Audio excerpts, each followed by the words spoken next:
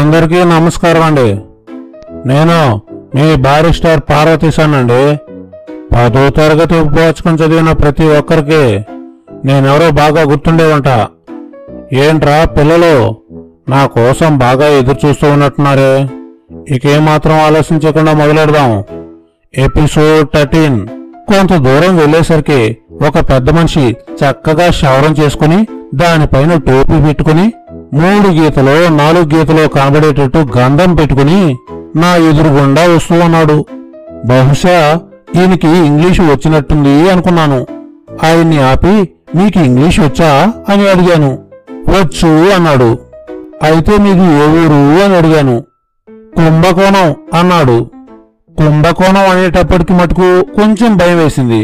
మనం అడిగిన దానికి సరిగ్గా సమాధానం చెప్తాడో చెప్పడో అని. అయినా కుంభకోణం వాళ్ళంతా కూడా మోసం చేస్తారు గనకనా? కాదు కదా. మనల్ని మోసం చేస్తే మటుకు ఇతనికి ఏమొస్తుందని అనుకుని, అయ్యా మీరు నాకొక్క సహాయం చేసి పెట్టాలి. నేను అడిగిన దానికి ఆ పెద్ద మనిషి అపార్థం చేసుకుని నా వంక అనుమానంగా చూసి, నేను మీకేం చేయగలను, నేను ఒట్టి బీదవాణ్ణి అని వెళ్ళిపోతూ ఉన్నాడు. ఆయన్ని మళ్లీ ఆపి, నాకు ఆయన వల్ల ఎలాంటి ధన సహాయం అక్కర్లేదు అని ఆయనకి అభయం ఇచ్చి, ఒక్క విషయం మిమ్మల్ని అడిగి తెలుసుకోవాలి అని ఉంది నాకు అన్నాను. ఏమిటి అన్నాడతను. నేను చెప్పబోయే విషయం ఎవ్వరి దగ్గర చెప్పద్దు అని ఆయనతో అన్నాను.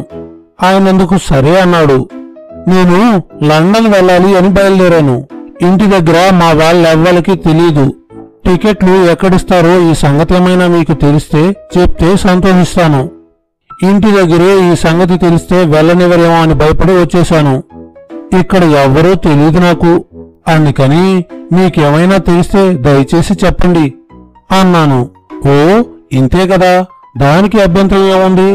ఇలా పలానా చోటుకి వెళ్తే థామస్ కుక్ ఎడిసన్ అని బల్ల కట్టి ఉన్న ఒక పెద్ద కంపెనీ కనబడుతుంది. తిన్నగా అందులోకి వెళ్తే మీకు కావాల్సిన టికెట్టు యావత్ విషయాలన్నీ కూడా తెలిసిపోతాయి అని చెప్పాడు.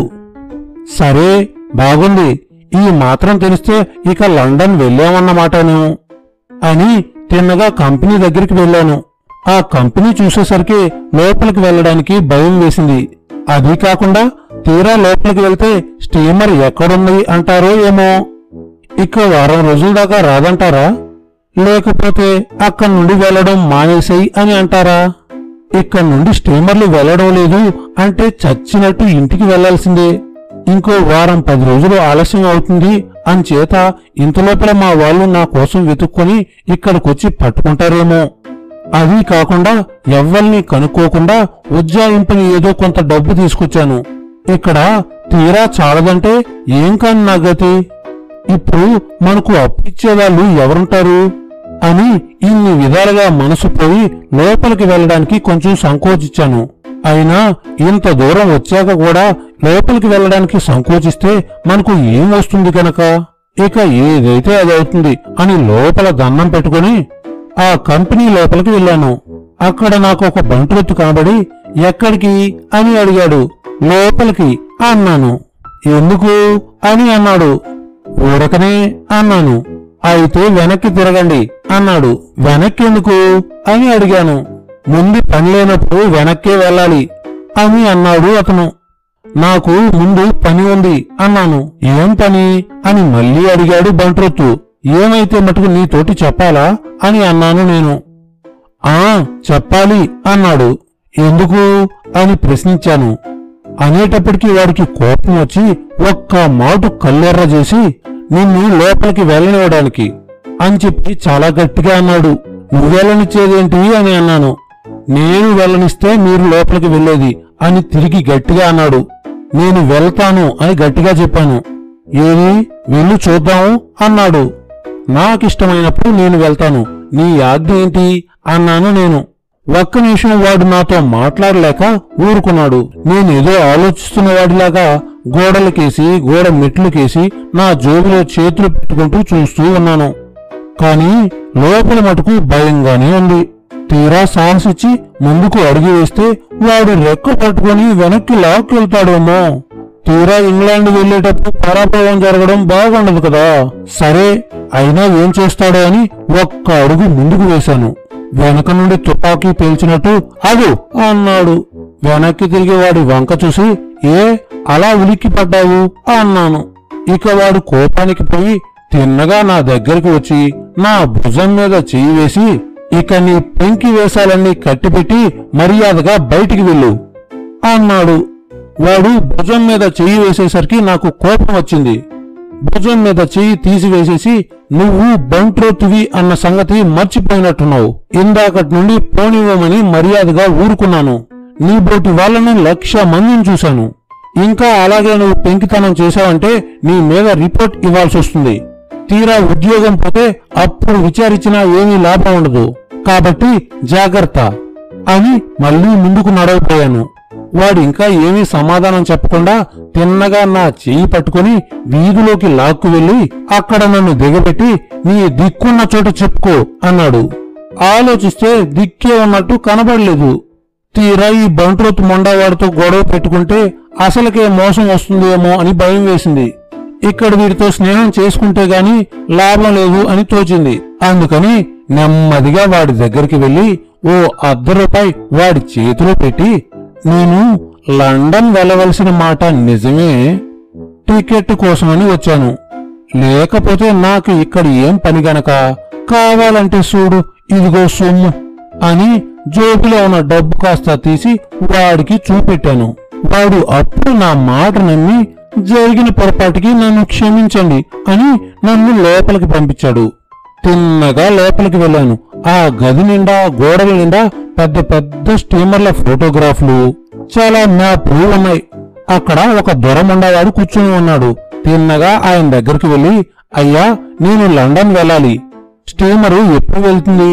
వెళ్ళడానికి ఎన్నాళ్ళు పడుతుంది? టికెట్ ఎంత అవుతుంది అని ఆయన్ని అడిగాను. ఆయన నన్ను ఎగాదిగా చూసి నిజంగా లండన్ వెళ్తావా అన్నాడు. వెళ్తాను అన్నాను. ఎందుకు అన్నాడు. చదువుకోవడానికి అన్నాను.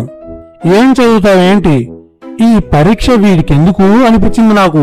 అయినా దొర ఆ పైన టికెట్ కూడా ఇచ్చేవాడాయను. వీడితోటి దెబ్బలాట ఎందుకు అని బారిస్టరు అన్నాను. మీ వాళ్ళు వెళ్ళడానికి ఒప్పుకున్నారా అని అడిగాడు. కొంచెం సందేహించి అవును ఒప్పుకున్నారు అన్నాను. లేకపోతే మీ వాళ్ళతో అసలు చెప్పలేదా ఏంటి అని అడిగాడు మళ్ళీ. నేను కొంచెం భయపడుతూ వీడికేమైనా తెలిసిందా ఏంటి మన సంగతి అనుకుంటూ ఏం చెప్పడానికి తోచక ఆలోచిస్తూ నిలబడ్డాను. కొంపతీసి చెప్పకుండానే నిజంగానే వచ్చావా ఏంటి? నా తోటి చెప్పవచ్చు, నీకేం భయం లేదులే. ఇంకా చెప్పకుండా వెళ్లేవాళ్ళు చాలా మందే ఉంటారు అన్నాడు వాడు.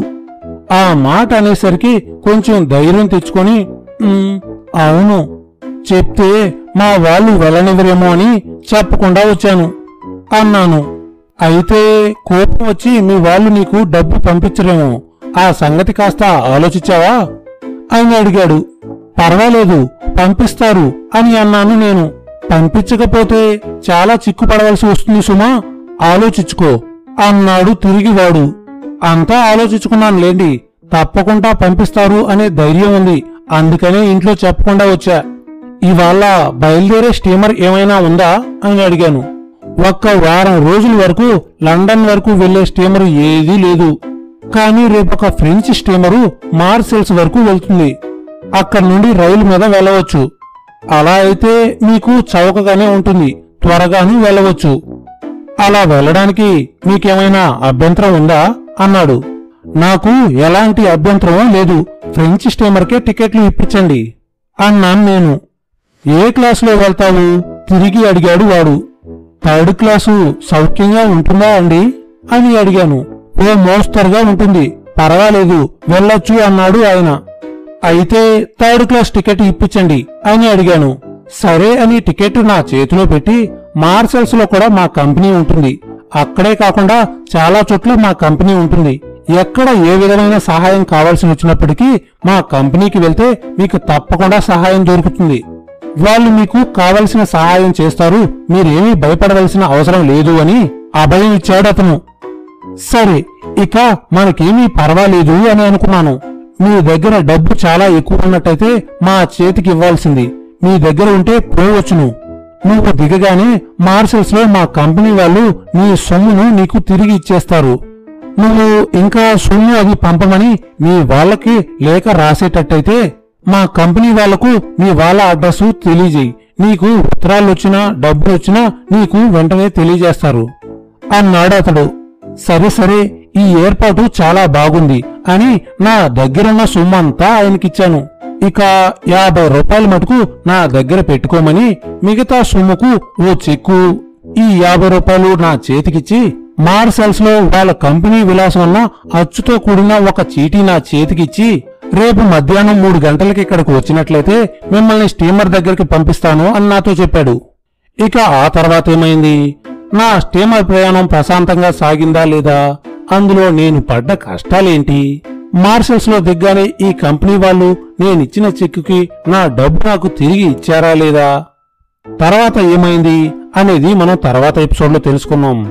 ఇలాంటి మరిన్ని వీడియోలు మీకు కావాలంటే మన ఛానల్ని సబ్స్క్రైబ్ చేసి మాకు మీ ఎంకరేజ్మెంట్ ని ఇవ్వండి. ఏంట్రా పిల్లలు, ఇంతకీ నా కథ ఎలా ఉంది?